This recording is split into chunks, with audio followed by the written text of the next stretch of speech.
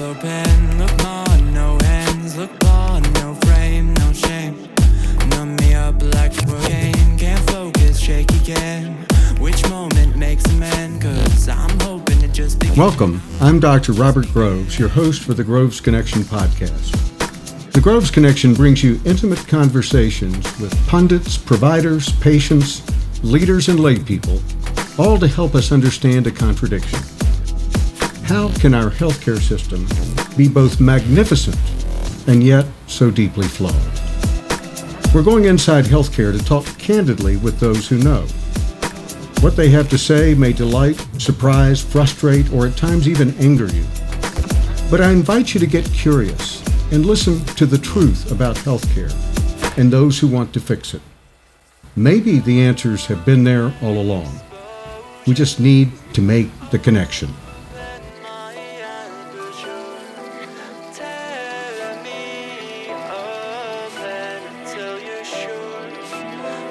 Are you ready to connect? Dr. Carlotta Rinke, welcome to the Groves Connection. Well, thank you. I remember meeting you for the first time, must have been 5-6 years ago now. And I really have enjoyed your mentorship in the payer industry, your ability to manipulate and read data and glean the message that it's trying to tell us. It's just been fabulous working with you. And I was so disappointed when you, not to begrudge your retirement, but when you sort of retired. You didn't really retire. We'll get to that later. But the first thing I'd like to ask you is, as you know, I'm going to ask about your background. Where'd you grow up? Where'd you go to elementary school? What was your early life like? Well, I grew up I'm a Midwestern girl. I should say woman at this point. Yeah, but I grew up in St. Louis, Missouri, on the southwest side of the city. And actually, my mother was a Rosie the Riveter, and my father, they married after World War II. My father spent 5 years in the military during World War II and was in the Philippines. And so their engagement was delayed. With their engagement, their marriage was delayed 4 or 5 years. So it was kind of tough. So I had an older mother, and during that time, she worked in small arms plants. She worked for McDonnell Douglas aircraft, doing parts and quality engineering. Yeah. So she became a woman who made money and felt the power of being financially independent, being a single woman. Yeah. And her parents owned a bar and a tavern. She was a first-generation Croatian immigrant. So I put this into context about where and how I grew up, because I've been doing some memoir writing actually about this. And so I grew up in this southwest part of St. Louis. My father came back from the war, and he was a brewer for Anheuser-Busch, which was a skilled trade. I came from a working class background, and we moved into a neighborhood where there were the starter homes for a lot of business people. And anyway, it was an exposure to an aspiring middle class, educationally motivated, etc. So I grew up in the Southwest County, and I went to a Catholic high school, a Catholic elementary school, with the Sisters of Charity with these big hats. And so they were actually latent feminists. And so anyhow, I grew up in that setting and went to a public high school and really twisted my parents' arm not to go to a Catholic high school, but was in that public high school. And so that was sort of my entree into going toward medicine, going pre-med. But anyway, so that's kind of my background in a nutshell. But I want to say that I was really driven, and my mother was really regretted ever not working anymore and being so financially disenfranchised. So, this really imprinted on me, and she had her sisters had some hard times.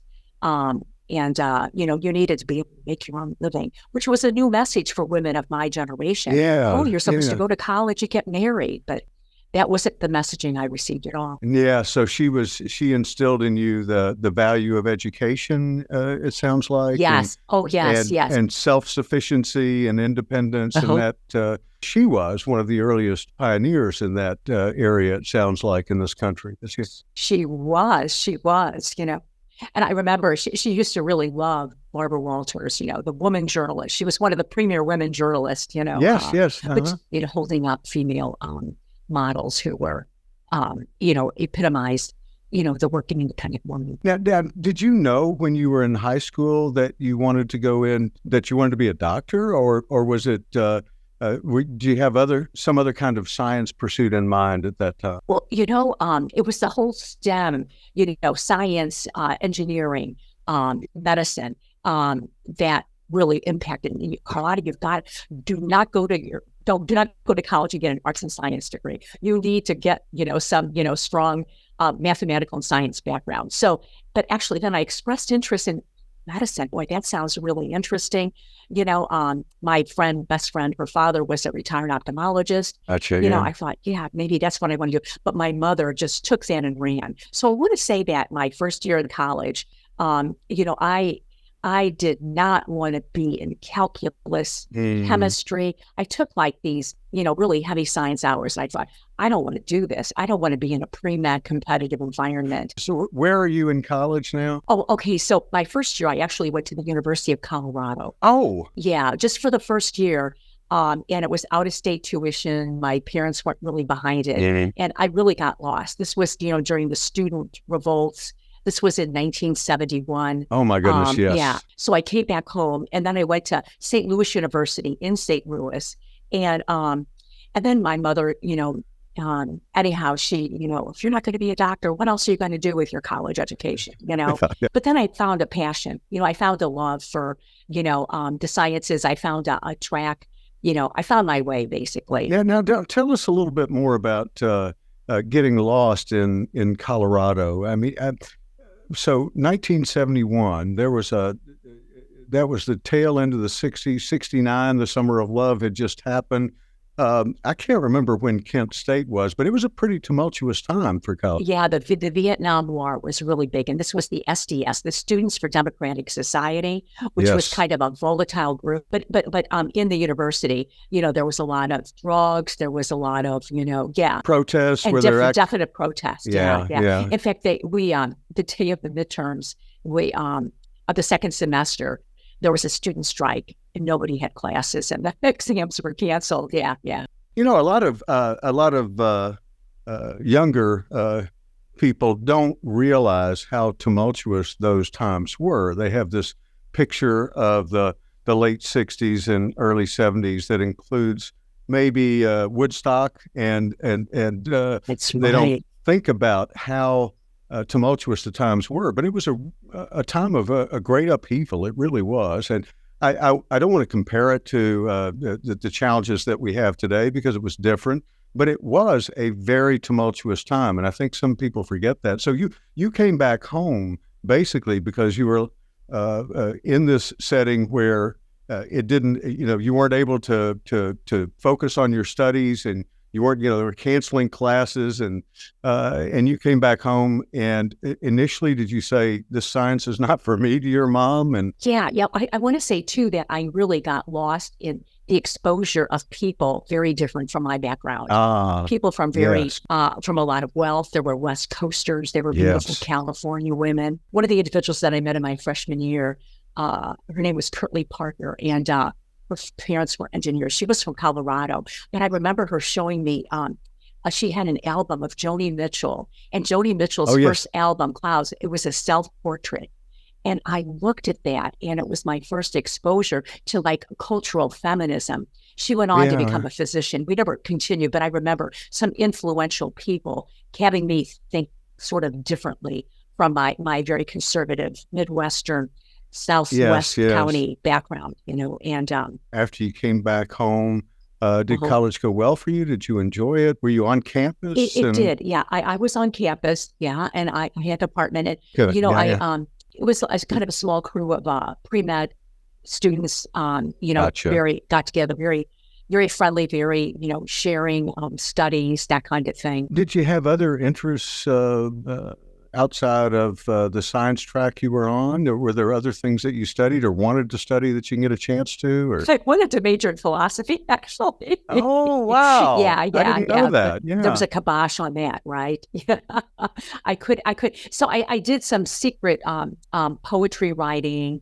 Today, I have stashes of journaling from the 1970s to the 80s. And I'm sure that those are somewhat personal, but I'd love to see those. I mean, what a time to be writing down experiences. Did you journal when you were in Colorado? No, I didn't at that time. Okay. All right. Okay. There's too much going on. My father saved all my letters, but they were censored to my dad. Yes. And so let's go to college now. And so you were on I'm going to be a doctor track with mom's attention and help. And so how did you decide where you were going to medical school, and where did you wind up? Well, I wound up at St. Louis University, and I applied to a couple of other Midwestern schools, but opted for St. Louis due to the people that I knew. And we kind of a cohort who got in together. And what was your experience like in medical school as a woman in that era? Was it very different than it is today? Of course, and I want to say that it was Title IX of the Civil Rights Act. They applied that to requiring colleges to increase the number of women athletes, but it also applied to any schools that were receiving federal funding. Yes. At that time, I think there were like 10% of the class were women. Wow. Yeah. Yeah. So there was a very small amount, and they were from all over. There was a small group of us from St. Louis, but but I want to say it was really, really challenging. It was sort of like finding this dual role. I mean, the hippie culture was really not misogynistic, but it was, definitely women were kind of downplayed. Yeah, you had to compete like a man, essentially, if you wanted to get anywhere. Exactly. In my head, I always felt like I was the artist. That was my fantasy. I was thinking, this is not my whole life, but I made it my whole life, and I did well with it. I wasn't an AOA, student, but I was, I was in the middle, the average, and but I found a passion on the clinical, on the third year when you started doing your clinical rotations. Yeah. Then I really, because you're interacting with people closely, with patients, with each other, it's more of a community, residence rounds, that kind of thing. My minor in college, although they didn't assign minors, we didn't have that option, but my minor, essentially what I took a bunch of courses in, first of all, I enjoyed history. I loved philosophy, but my minor was in drama. No kidding. Yeah. So, and it was the clinical stuff that drew me as well. I pushed through all of the science part of it, but it was the relationships that really sold me on medicine, on being a doctor. And so I find that interesting that you have that sort of artist's heart, if you will, and that it wasn't until you got to relationship that it made sense to you that this could be a passion. Is that kind of accurate? Perfect. Yeah. I think that is actually something that we need to look for in physicians. I think we got away from that a little bit in terms of the interpersonal skills that are required to develop trust and a healing relationship, if you will.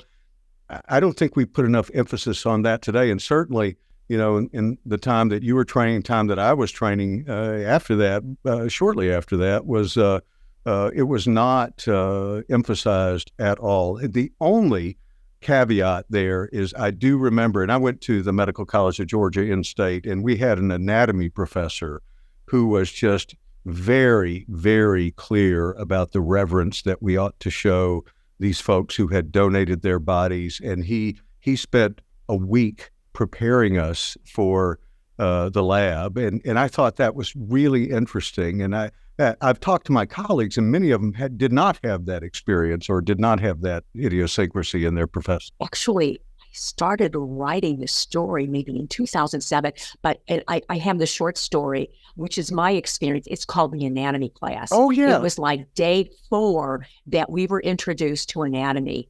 and this body. And so the story, I'll have to share it with you.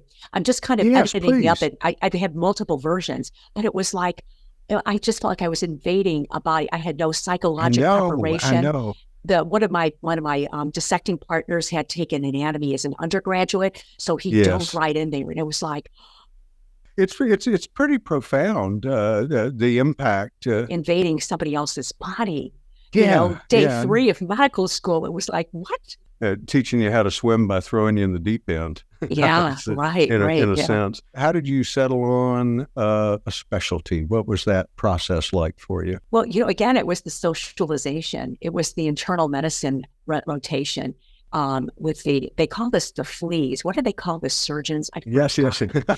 But anyway, we'd go around thinking and analyzing and differential diagnosis, and then talk to the patients, and then talk to each other. So it was really kind of a community learning setting that really, surgery. It was like the surgery retraining. They're tough and they're not. Yeah. There was almost like a militaristic kind of an approach to surgery. Yes, and that dichotomy still exists to some extent today. I mean, we all have our notions about, what there are personality types that are typically drawn to surgery versus internal medicine.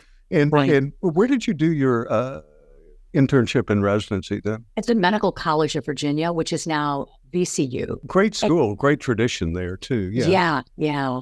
Harold Fallon was the chair of the Department of Medicine. Oh yeah. He kind of keyed me into the American College of Physicians. He was really active in that organization. Anyway, and kind of, gave a more academic approach. I don't know, kind of instilled in me an academic approach of our careers and how we think about medicine. So, I had the intellectual piece to it, and then the personal piece was where I was really engaged. But it was a very competitive residency. Mm-hmm, yeah. And I have to tell you, there were like 100 internal medicine residents. I think out of them, there were maybe like 10 women.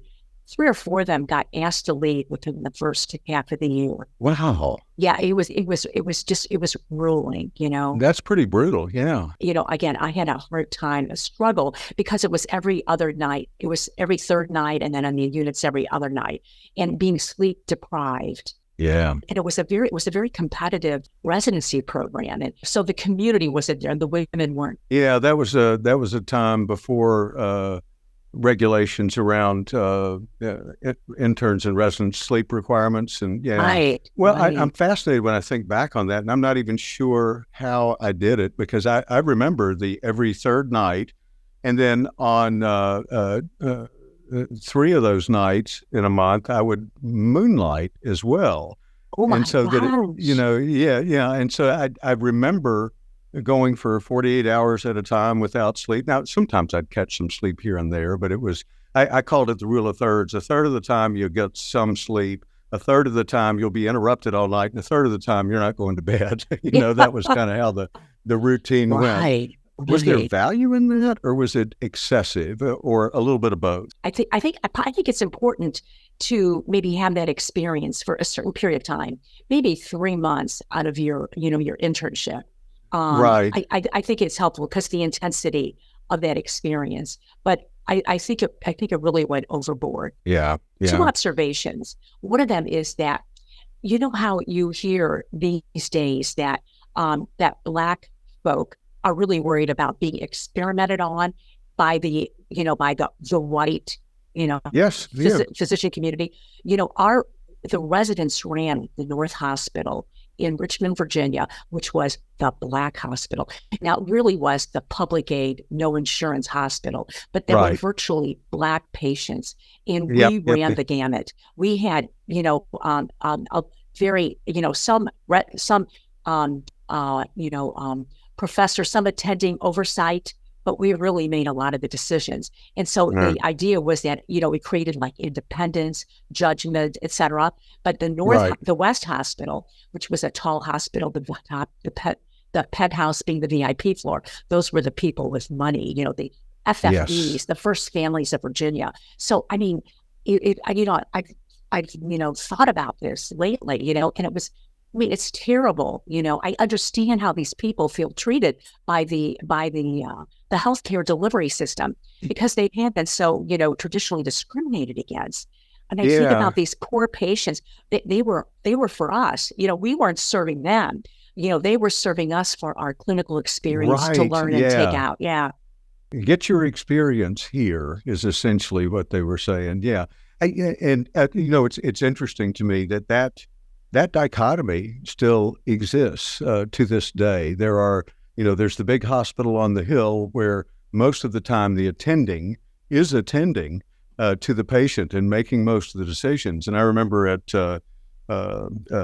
Parkland, which was the public hospital in Dallas. Yes. It was the very first day of my residency. I'd been through internship where I had residency, but the very first day I was put in charge of the emergency room at Parkland Hospital.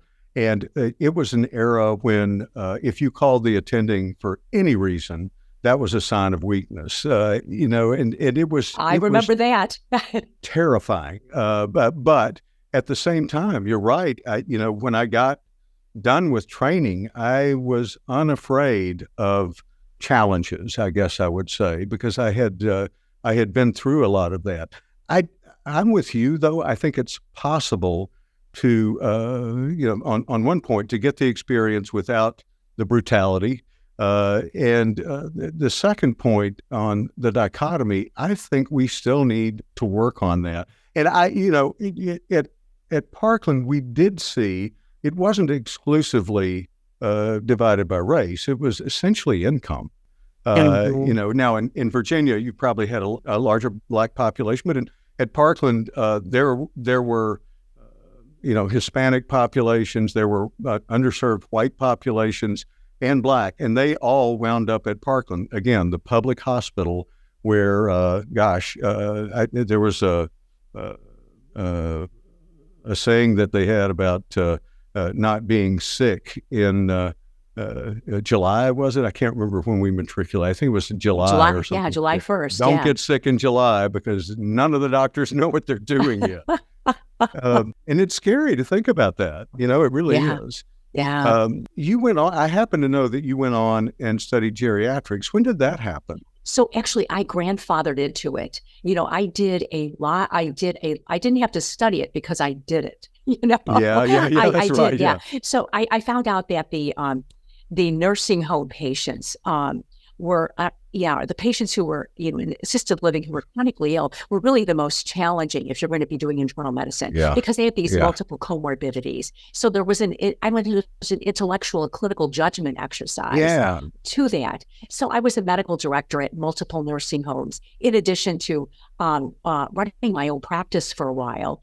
And doing some moonlighting at the time in emergency room. I did a lot of healthcare in a lot of different settings. But anyway, I enjoyed that, believe that or not, because I had in different parts of the Northwest suburbs of Chicago. What was your trajectory? What was your first job after you completed all your training, you got your shingle, and what did you do first? Well, I did a medical journalism fellowship at JAMA. Wow. At the Journal of the American Medical Association. Yeah. So I was a contributing editor there from 1980 to 81. I did that. And meanwhile, one of the contributing editors also ran a bunch of emergency rooms. And this is 1980 to 81. And so I did some moonlighting in some of these emergency rooms. Some of them were more like urgent care. Yeah. Learning under Terry Southgate, who did all the JAMA artwork. She was a mentor of mine at that time. Again, the AMA, very male-run organization, and I worked under George Lundberg, who was an editor at that time. And how did that color your perspective on medicine? I mean, did that change your view of it, or how did it influence what you did later? Well, there might have been a disconnect, but I certainly sharpened my writing skills. I learned, worked with statistician, really learned about what makes a good clinical study. Well, the controlled randomized blind trial, Yes, and then, your retrospective cohorts. We had a lot of work from the CDC. So I got exposure to public health, to some of the academic institutions too. I was doing some moonlighting in emergency room. I was interested in critical care. I started a section actually in JAMA at that time of emergency and critical care, I think, and solicited papers, publications for that. That was before critical care actually was a specialty, right? Yeah. And just as emergency medicine was emerging as a specialty. Yeah. I started evolving, doing that into starting up a practice. I was doing some emergency medicine. Some of the hospital administrators said, "You need to be good. We need women primary." It was the first time being a woman was being valued. We need women primary care doctors. So I had these hospital administrators going after me, helping me support a practice, which I did for a couple of years, hired a couple of doctors, but I had no really previous experience. It was way over. I mean, it was like sort of an overcommitment to the business of medicine. The business of medicine. Yeah. And so you did that. So you were running the practice essentially for a couple of years. You were hiring the docs and with the help of hospitals. Yeah. Right. They provided the back end services for billing and all of that stuff. That kind of partly they did. But they helped me recruit physicians. They helped me with the salary guarantees. You quit that pretty quickly. What was next for you? And actually, I wouldn't say that I was also, an attending at Loyola University in their medical emergency room as well. Oh yeah. So I did a number of, I was kind of so that's me. You're actually sampling everything in healthcare. It sounds like. Right. But then I sold the practice to the, so I'm kind of jumping ahead here, 15 years. I sold my practice then to the hospital where the medical director, there was the guy who was he was the medical director of emergency room, but he was this Yale branded doctor who managed these multiple sites of primary care. So there was like about 5 of them. Yeah. And I was the site medical director for this one in the northwest suburbs. And and so I am jumping ahead of myself, but I thought, what does this guy know? And so I felt like I sold my soul to the firm, and hours, you're late. My whole life was under control. But I would round in, this is before hospitals, right? I'd round in the hospital in the morning and then come to the office and see patients. Bingo. And so there was a lot of driving there. But I love the hospital. I have to tell you, I love seeing patients in the hospital, working with the specialists. So this was I was in the hospital community and I was referring patients to the specialists, learning about what's going on. A lot of, I want to say over the doctor's lounge, over the those consultants, on, just talking to people. There was a community in the hospital, which I really, really loved. To this day, I think that's a fundamental underpinning of good healthcare. Maybe that's just dating me. I don't know. But the practice that I started in, I guess after it was around early 91, 92. It was a hospital like that, that there was a community. I knew all the doctors. We had dinner parties together. We talked about cases. The physician's lounge was always full.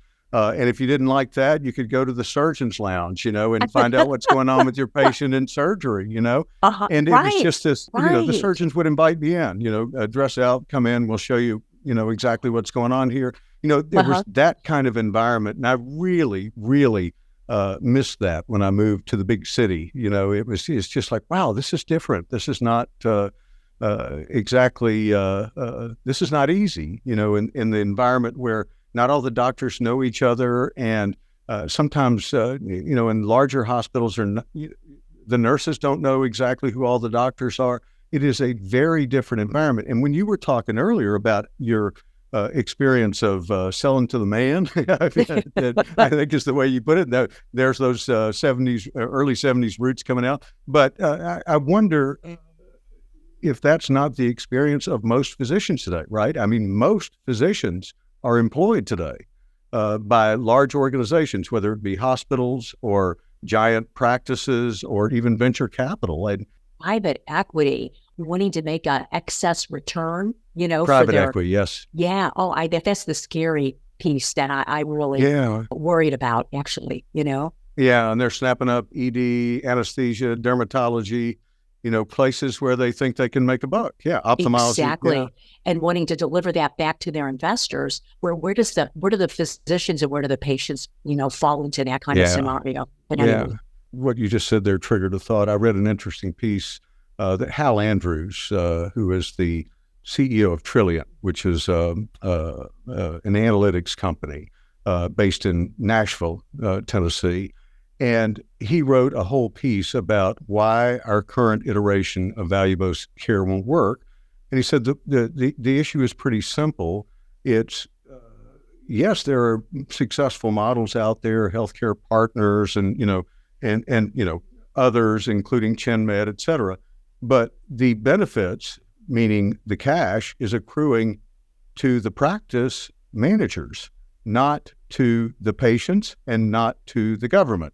So it is a way of extracting money from the system. It's not that these models don't have value. It's that the framework in which they are set does not deliver that value to the ultimate payer, which is, the patients, you and me as patients, and so I thought that was a fascinating insight that I hadn't really gone there before. And you're kind of saying the same thing, that the money is not, in the case of private equity, well, if they improve care, if they improve efficiency, and that's one of the claims of private equity is we're professional managers, we know how to do this, but if there's any savings, it's not going to the system. It's going into the pockets of the folks who fund it.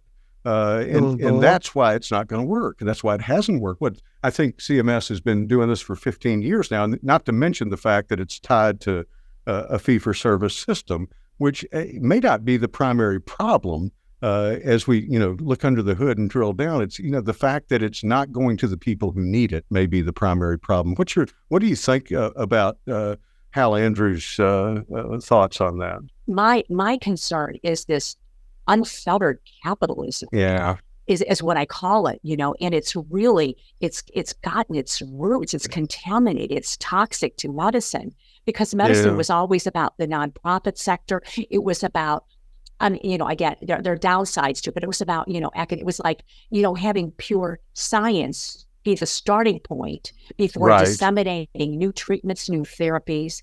But it's sort of like this whole, and I'm going to really blame private equity. What they do is they do leverage buyouts. They take on debt in order to buy companies. And if you buy practices, then they have to pay off that debt as well as, pay their investors. So it's like the life cycle is like 5 to 7 years where they, drive into the ground. They, capture excess cost, layoffs, and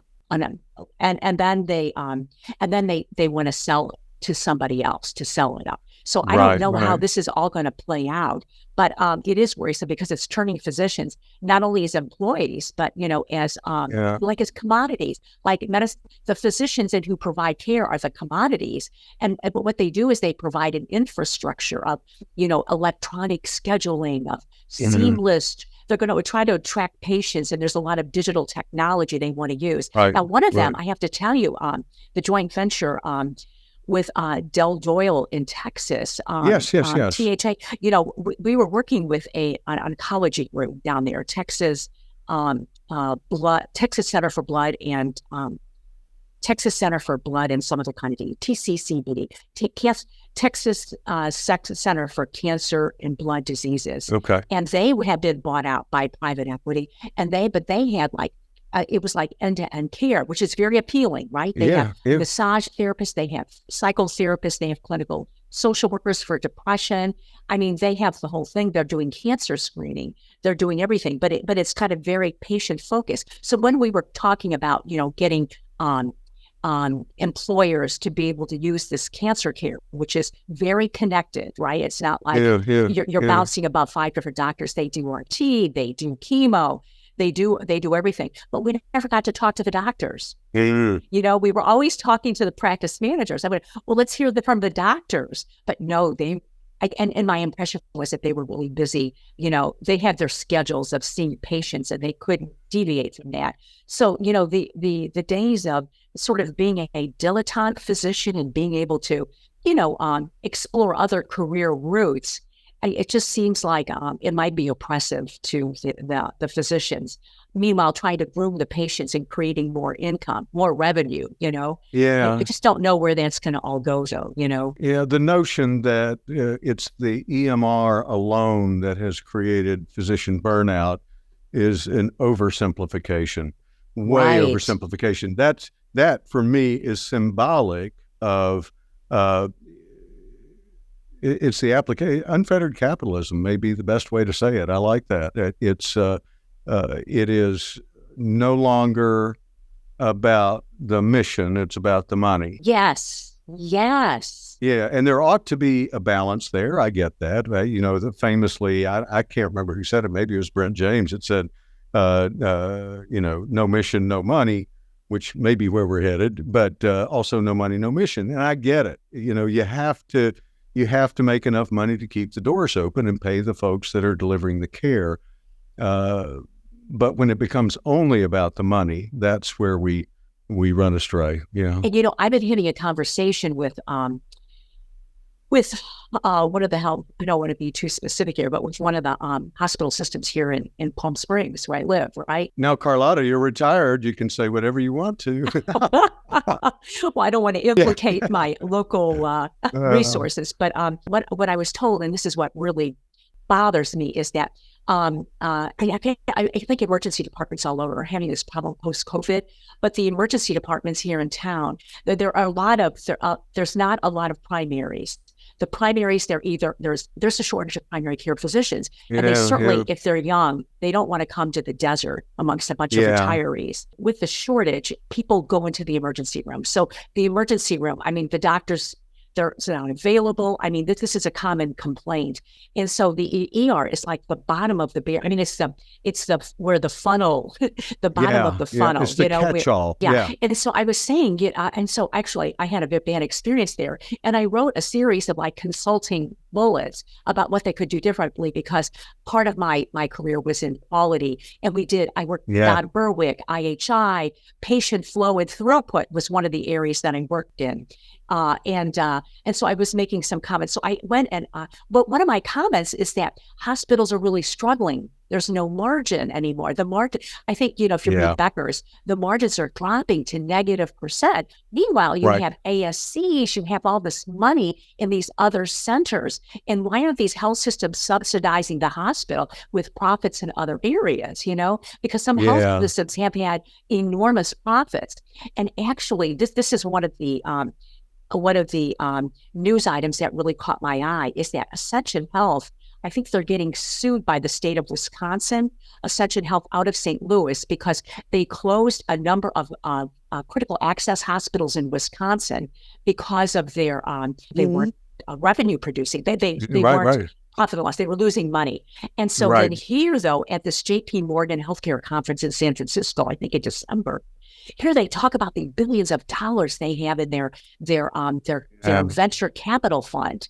And so the Wisconsin DEA is suing them because they have all this money over here, but they're really jeopardizing healthcare in the state of Wisconsin. Interesting. All this money in venture capital, and then you have all these startups over promoting and really cherry picking data. So this pristine way of how we look at data in clinical trials and healthcare, it's sort of not translated over, and all this money is going and getting lost. I don't know. Do I sound distressed? No. I understand. I think you're expressing the way that an awful lot of people feel right now about healthcare, and one of the reasons that healthcare is losing trust is what you just described. And I'm fascinated by how you wound up on the payer side. Take us through that journey first, and then I have some very specific questions about your thoughts on where we are today. But first, take us through the remainder of your career and how you wound up where you wound up. What happened is that I got so sick of working for the man, being enslaved by the firm, right? That I thought I'm going to get an MBA and I'm going to learn about the economics here because I want to be on the leader side. I want to be on the decision maker side. And so I took a sabbatical and got an MBA from Northwestern's Kellogg's program. Yes. And then I thought I want to do a career shift. And so I did some consulting, ad hoc consulting. And then I went back to the geriatrics clinic and worked there part-time at the hospital, which was part of, it was Amita Health. At that time, it was Alexian Brothers Health. And so I worked there and got involved in quality. The quality director said, well, hey, let's work. We got projects. So I got involved in quality and got a medical director. And then it turned into a chief quality officer, got involved in the IHI, and just loved working amongst all the different doctors, developed order sets, standardizing care, worked with anesthesiologists, cardiologists. How do we better screen perioperative medicine? I got into that area, but it was just really, I loved it. I loved working with all these different doctors and these different disciplines and trying to organize handoffs, looking at errors, just all the quality stuff. And then I got a job as a CMO in Kentucky for a couple of years. And that didn't last. It was Catholic Health Initiatives. It was a 3 or 4 hospital system, but there was the University of Louisville, and the Jewish hospital was the surgical training center for the University of Louisville Hospital. And so I got into the critical care unit rounding with the lung transplant and the liver transplant and the heart transplant. And I worked with the heart transplant. I mean, honestly, so the intellectual ken that I had. And so that's kind of me, that job ended. And so I was searching for another position. And I remember I got approached for working in this new area of ACOs and the payer side, and being on, the accountable care organizations, taking quality to these clinical contracts. Right. So I didn't do any medical director. I was never UM. I hated UM. Doctor, no, that was not who I was, but the quality. What I couldn't see you in a UM role. I just never could picture that. So I was curious about how you wound up where you wound up. But I want to say what I loved about quality was that, okay, so you made a mistake, so you could have done something better. How do we do better? How do we move on? As opposed to this punitive, penalizing, this negative way that a lot of medicine, had really developed. Right. You made a mistake. You were wrong. The chastisement, the shaming. Yeah, interesting. Well, that makes so much sense to me now. I have been puzzled by that for 6 years. So it's nice to know how that happened. To your point about Don Berwick, he wrote a piece, I guess the early 90s, maybe mid 90s, called The Toxicity of Pay for Performance. Are you familiar with that? I remember you telling me about it. It's a notion that I've taken to, his notion that pay for performance in itself is detrimental to the culture of medicine. And it's antithetical to continuous quality improvement, a la Deming. If you believe Deming and if you believe Brent James and if you believe those things are the way to manage quality, that approach, then it's antithetical to that. I take it. I like to think about it a little bit more broadly, and maybe that's the source of my basic insanity. But I read, Ian McGilchrist, The Master and His Emissary, which is about the brain and about left and right brain function, and he talks about how the master has lost control to his emissary, which is the left brain.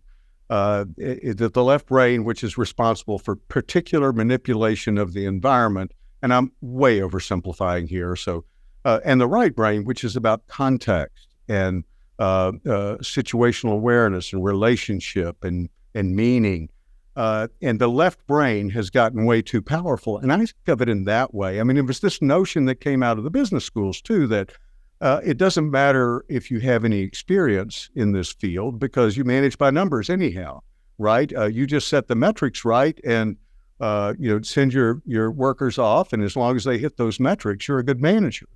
And Berwick makes some really intense points in his paper about, okay, that means even if you've got 25 metrics, what do you think that, how much of being a good physician do you think that approaches those 25 metrics? And there's going to be excess focus on those metrics. And the second thing you know immediately is those metrics are going to be massaged. You're going to hear the best story. You're not going to hear the real story. And he just goes through point after point after point about how this ultimately is destructive to the physician-patient relationship, to physician relationships, the whole 9 yards. And I believe that he's right. And it was Ian McGilchrist that triggered that notion that it's a bigger problem than just pay for performance. It's a bigger problem than just the EMR. It is trivializing and minimizing the value of a healing relationship, of trust between a physician and a patient. That's no longer value. That doesn't happen in 10 minutes, doesn't happen in 15. You know, I remember when I first started practice, I was allowed to, do whatever I wanted because my practice. So new patients were at least 90 minutes and we'd go over often. And follow-ups were never shorter than half an hour. And those would go over not infrequently. And I just think, this notion of unfettered capitalism has narrowed that down. And we've got this sense somehow that we can just automate the whole thing. And we're missing the fundamental piece of being a human being and what the mission is about. That's the horse I'm on right now. But anyway, your thoughts on that? I agree with you entirely. I mean, the 15-minute visit. How do you establish anything? Yeah. I mean, when I was talking to the medical director, who's also on the board, he was, oh my gosh, you would have loved this physician. I mean, he was first generation Greek. He was really just kind of very caring. He spent an hour with me after the letter that I had sent. Yeah. Aww. But he talked about, this is an example, 60% of their nursing staff were travelers, which means that they had no connection. They had no interest. Wow. Yeah. And that it really caused an uproar amongst the nurses. Yeah, because they're making a lot more than the nurses who've been loyal and stayed there. Talked about how, the 15-minute visit, the automated visit. Yeah, it's hard. The connection between the hospitalist and the outpatient physician. I mean, the trust is not there. Mistakes. Oh yeah, quality. Trying to ensure that the patient safety. I mean, that was the big, horse that we were riding. Yeah. Throughout the 2000s, the early 2000s, and patient safety is like, what happened to that? Yeah, it's gone. I mean, the loss of information, the disconnection, the hospitalist, the lack of primaries, the information. Oh, it's in the medical record. Nobody looks at it because it's impenetrable. Impenetrable. Yeah. But no, I agree with you. I mean, trust is not. Where is the trust? The trust is in the community, the online communities you find on Instagram. I don't know. Yeah. What are you doing now? I know that, and first of all, I ought to say that you and I met through the joint venture, the Banner-Aetna joint venture. No, it was the ACO. It was the beginning of the ACO. Oh, that's right. It was an ACO at that time. I'd forgotten that. Yeah, it wasn't yet a joint venture. No. And I was always impressed with, and you say you weren't good at politics. I have not met anyone who can say so sweetly, you're an idiot. But, you challenge based on data and you appropriately challenge and you challenge the hype that I sometimes get caught up in, with startup companies. And so that takes us to what you're doing now and how you got started doing that. Yeah. So I'm working, I work as a mentor at Matter, which is in the Merchandise Mart of Chicago. It's a startup in accelerator. Yeah. And it helps, it's helping startup companies refine their pitch and sell their product line, ultimately to venture capitalists, but also to healthcare systems. Like they had a maternal fetal health challenge for Parkland, as a matter of fact, at Matter. Oh, yeah. But so I do mentoring for some of these startups because they want to know how to pitch to payers.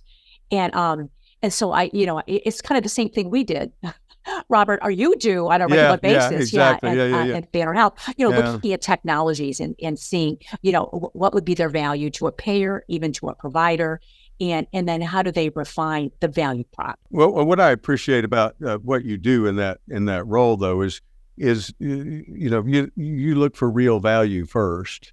Is this really valuable? Right. Because otherwise, I'm not interested. And any advice for those of us who are still, in the trenches? I am a medical advisor on a couple of other little companies. I act as a medical advisor on these companies that are mission focused. I want to say that, including the stroke. Yeah. And then I want to tell you too that I'm on the board of the Palm Springs Writers Guild, and I'm doing writing. Yeah. Oh, cool. And I'm also on the board for the Northwestern University Alumni Group, where we help plan events. So, I'm really having a lot of fun, and I swim. But anyhow, you have outlets for your creative side. Yeah. So it's fun. But as far as for those in the trenches, continue to grow in the areas of intellectual curiosity, continue to grow and to learn, and to continue to find solutions in what's going on. And as you become more mature in your career, find political or action-oriented outlets where your voice and your thoughts can be possibly incubated into policies. Yeah, that's great advice. And I have had a lot of experiences in my career, but one of them is, occasionally I'll meet somebody that, whether they know it or not, becomes a mentor, and you are one of those people. And I sincerely appreciate the way you've honed my perspective on a variety of topics. And so I'm sure you didn't know that because I've not told you before, but I deeply appreciate your wisdom, your ability to deliver hard messages softly, and I'm glad that you're still plugging away, helping us out here. So. Carlotta, I can't tell you how much of a joy it's been to talk to you. I look forward to doing this again. Okay. We've got so much we didn't have time to talk about. Well, I got to thank you, Robert, because you've been an inspiration. You have been a mentor. You have been a leader. I mean, you're doing really great things for healthcare in your position and actually disseminating with your speaking engagements. You're seeding your own plans, your own ideas that somebody's take another generation to grow, But I'm with you. Yeah, let's get the mission back. Well, thank you so much. Thank you. Yeah, all right. Take care. Thanks a lot, Robert. All right. Thank you so much, Carlotta. Right. Bye-bye. Okay. Bye-bye. You've been listening to The Groves Connection, your connection to the inside story on healthcare, featuring in-depth interviews with those who know. You can find us on Apple Podcasts, Spotify, and anywhere else you get your podcasts. If you like what you hear, give us a 5-star review to keep the connection going, and hit the subscribe button to be sure you never miss a beat. The Groves Connection is produced by Dr. Robert Groves. Original music, editing, and creative direction provided by Alden Groves. Production support, content guidance, courtesy of Janae Sharp and Elizabeth Barrett. Thank you for listening.